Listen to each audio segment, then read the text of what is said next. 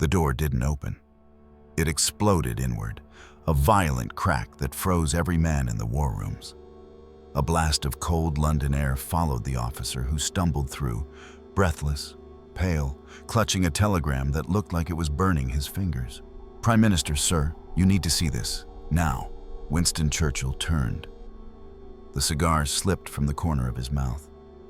He saw the officer's expression, saw the tremble in his hands, and every conversation in the bunker collapsed into silence. Time, May 1940. Location, London, deep beneath Whitehall. Who? Churchill, just weeks into office. Admirals and generals around him. What's about to explode? Britain's survival.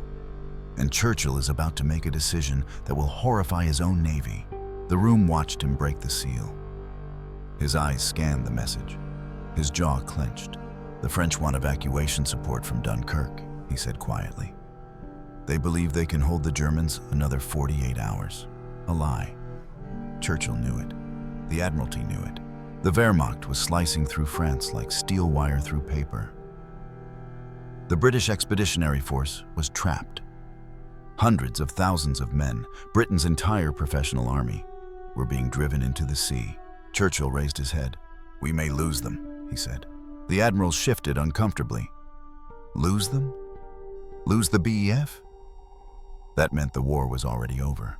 Then came the trigger event. A single sentence delivered by Admiral Pound, First Sea Lord, voice tight with dread. "Prime Minister, the Navy cannot reach that shore under current enemy fire." He was right. German artillery blanketed the beaches. The Luftwaffe ruled the sky. Every destroyer sent into the shallows was being torn apart. Churchill stared at him, eyes narrowing. "Then we will reach it by another means." The admirals exchanged looks. Another means? There were no other means. But Churchill was already moving, pacing the room, muttering to himself, shock turning into strategy at terrifying speed. He grabbed a map, slammed it onto the table, and jabbed a finger at Dunkirk.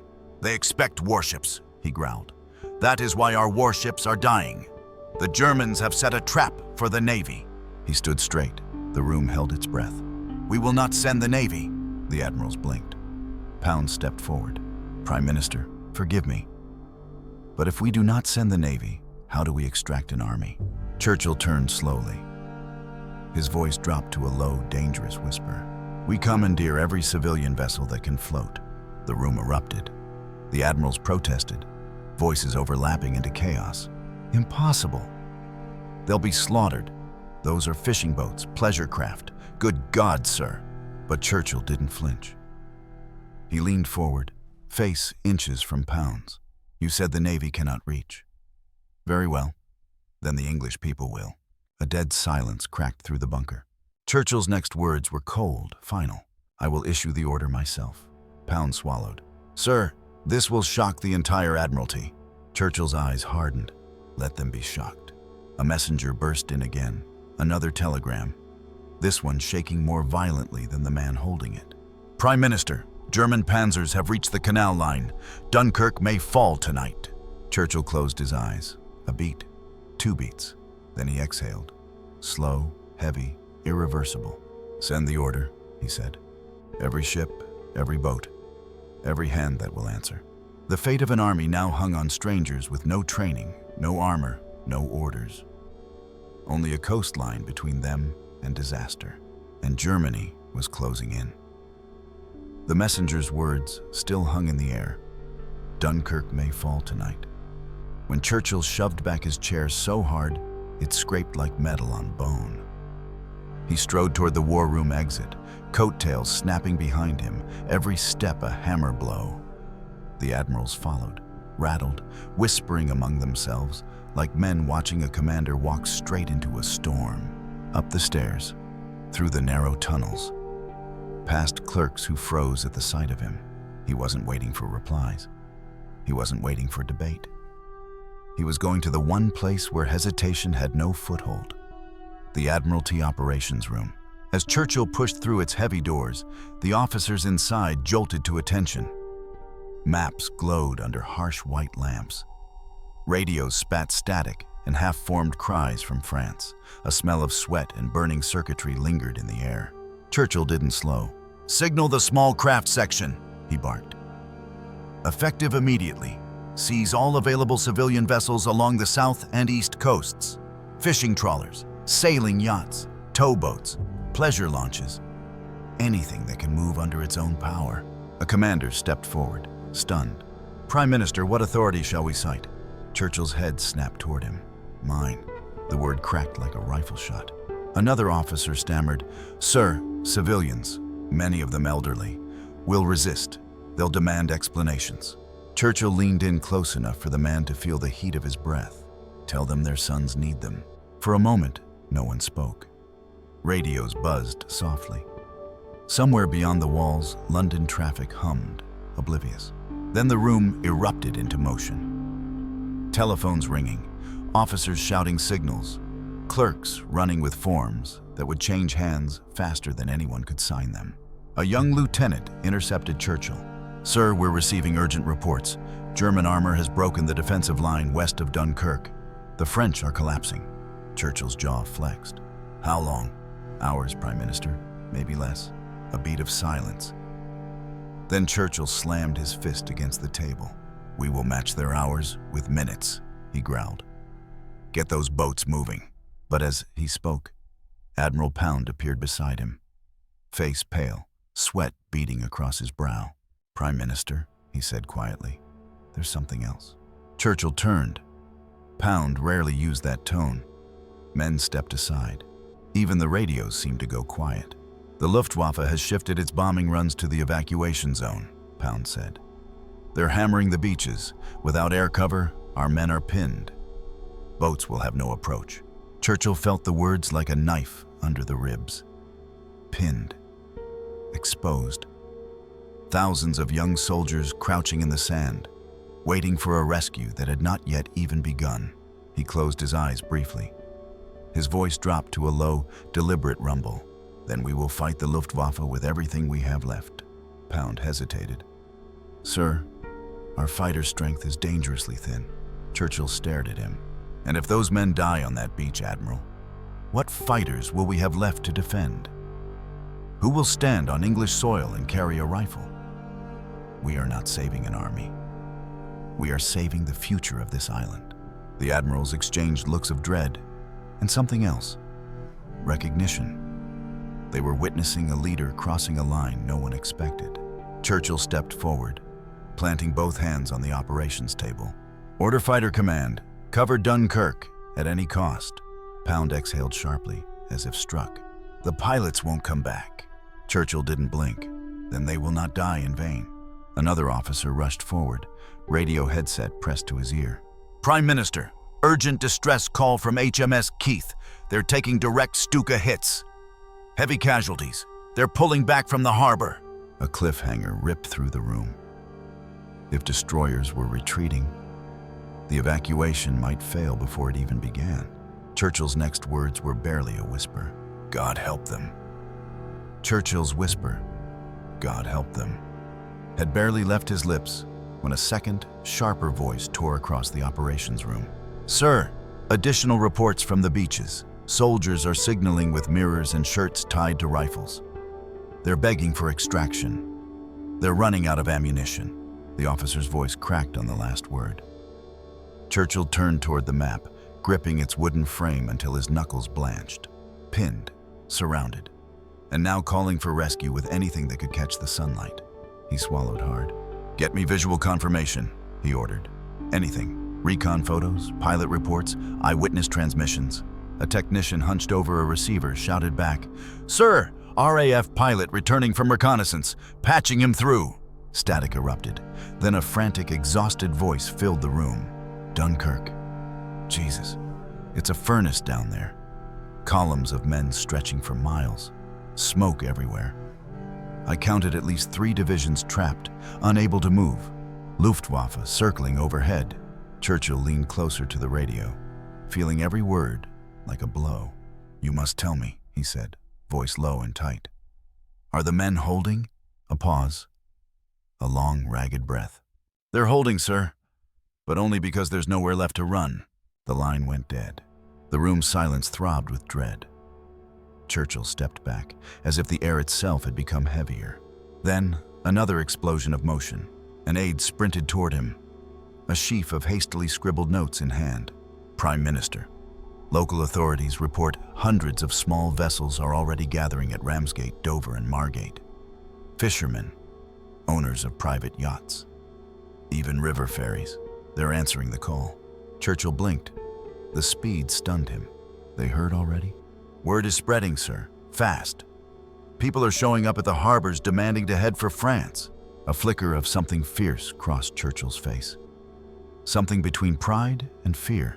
Pound approached cautiously. Prime Minister, civilians cannot navigate combat zones.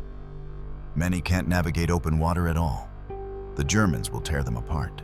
Churchill's eyes stayed locked on the map. They're going anyway. He stepped away from the Admirals, muttering almost to himself. Britain herself is rising.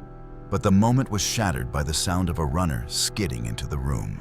Sir, the first civilian craft have attempted crossing. They're approaching the straits. Churchill cut in sharply. Report. They've encountered Stuka patrols. A beat of silence, a thunderclap without sound. What happened? Churchill demanded. The officer swallowed. 2 vessels hit, 1 capsized. Survivors are being pulled from the water by nearby boats. But, Prime Minister, he couldn't finish. Churchill stepped closer, voice trembling with something he hadn't shown all night. Speak.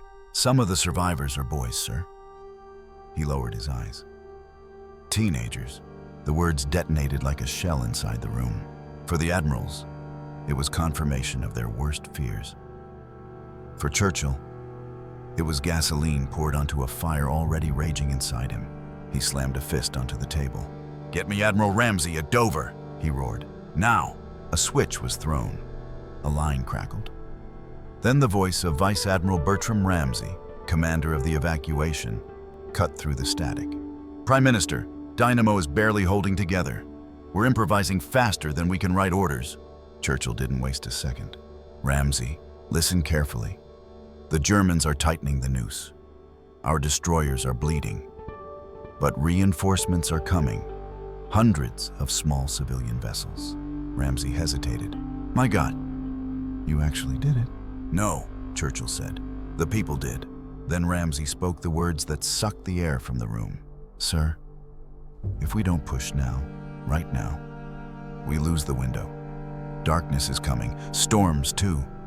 If the boats aren't launched by dawn, the BEF is lost. Churchill's heart slammed against his ribs. Dawn, they had until dawn. He straightened, voice slow and heavy, the weight of nations behind each syllable. Then we launch everything tonight. A new cliffhanger snapped into place, sharp, brutal, final. The Admiral stared at him, stunned. He had just committed Britain's civilians into a battlefield.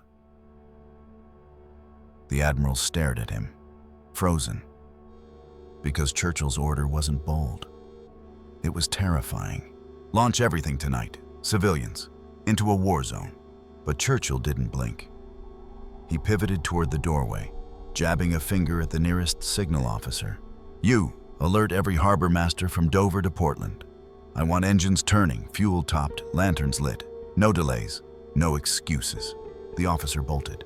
Churchill moved again, faster this time, pacing the room with a ferocity that electrified the air.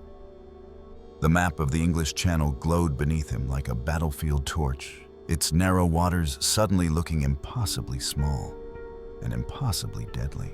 A junior commander approached, voice shaking despite his best efforts. Prime Minister, nighttime crossings will make them harder to spot by Luftwaffe patrols, but navigation will be extremely dangerous. Churchill's head snapped toward him. Everything is dangerous tonight. The question is whether Britain lives to see tomorrow.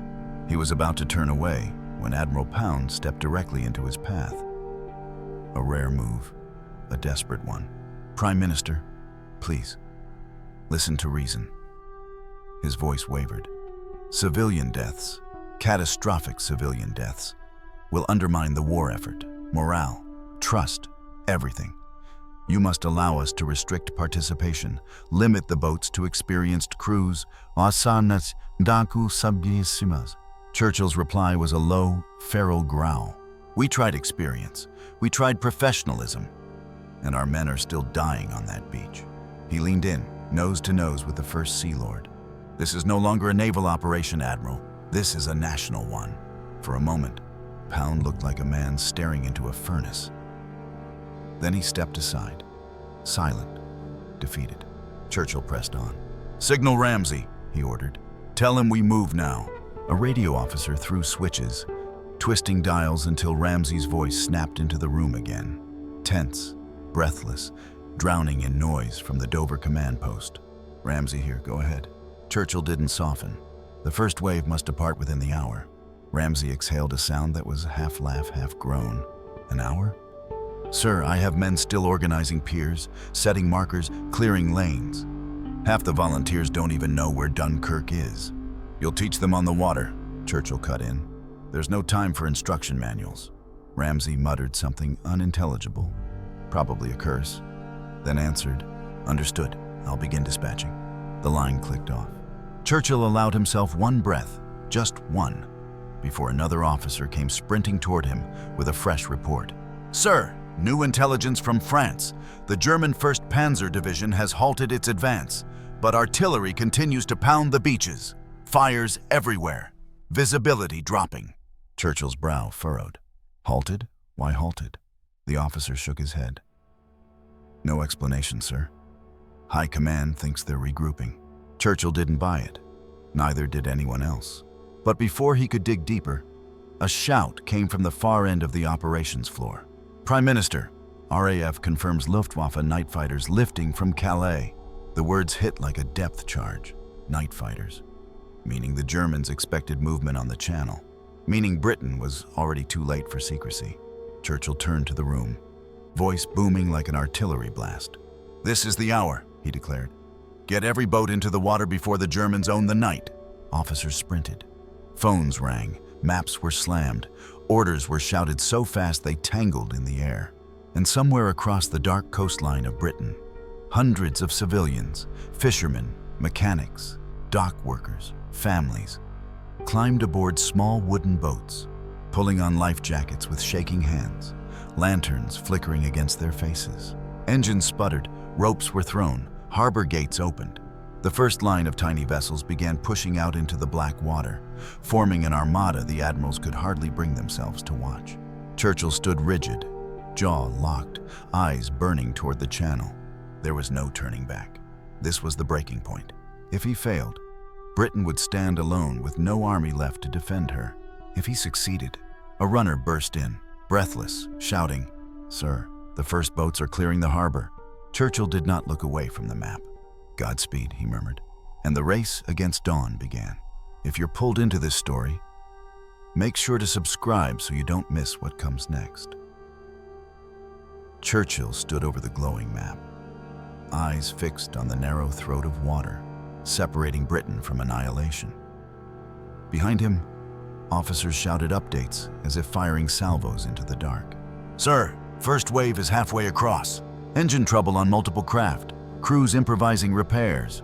Luftwaffe night fighters closing in on grid Fox 7. The spiraling collapse had begun.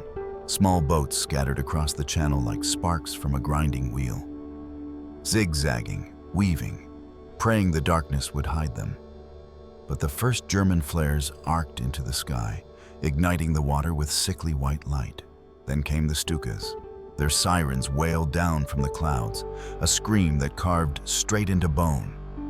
Civilians clutched their controls, knuckles white, as bombs crashed into the sea, towers of spray slamming across decks.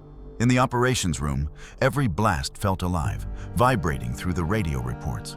"Boat hit! Survivors overboard! Pulling them in!" Another vessel down. "God, they're aiming for the clusters. Spread them out." Churchill's face tightened. He forced himself not to look away. "Stay on course," he growled. "They must stay on course." A communications officer shouted over the noise. "Prime Minister, Ramsey reports the first boats are reaching the beaches." A ripple tore through the room. Men turned to Churchill, waiting, because what happened next would determine everything. He leaned forward. Patch him through. Static, gunfire, shouts, and then Ramsey's voice, breathless, raw, battered by chaos. Churchill, we've reached them. Dear God, there are thousands, hundreds of thousands, more than expected. They're rushing the waterline, wading in, climbing aboard anything that floats. My men can't control the crowd. Churchill stiffened. Are the boats holding? For now. But the tide's turning too fast. And the artillery, Prime Minister, the Germans are ranging our boats with direct fire. A colossal detonation drowned the line for several seconds. When Ramsay's voice returned, it was barely audible. Sir, we're losing the harbor. The moles are collapsing. Churchill closed his eyes. This was it. The moment everything tilted. The moment history held its breath. Ramsay, he said quietly, pull them off the pier. Use the beaches only. Keep the boats in constant rotation. No waiting. Load and go. But sir, that means... I know what it means. More casualties, more chaos, more improvisation, but also more men saved. Ramsay exhaled. Understood. The line died. Officers hovered, waiting for Churchill to fall apart, to second guess, to hesitate. He did none of those things. He inhaled once, long, steady, and spoke with grim finality. This is our hour. Get them home. For the next brutal stretch of night, Britain fought with everything it had. Airmen burning through the last of their fuel. Civilians dragging strangers from the surf. Soldiers stumbling through smoke and fire to collapse inside boats never meant for war. And as dawn broke over the channel, red, violent, magnificent, the first great wave of rescues completed its run. 30,000 men, saved in a single night. Not enough. Never enough. But it was the beginning of a miracle the Germans had not foreseen. When Churchill finally stepped away from the map, exhaustion carving lines across his face, he whispered the truth, meant only for himself. We will fight on because they came for us. He turned back toward the room, toward the war, toward the impossible days ahead. From this moment on, nothing could ever return to normal. If you want more stories that shake history, comment and subscribe.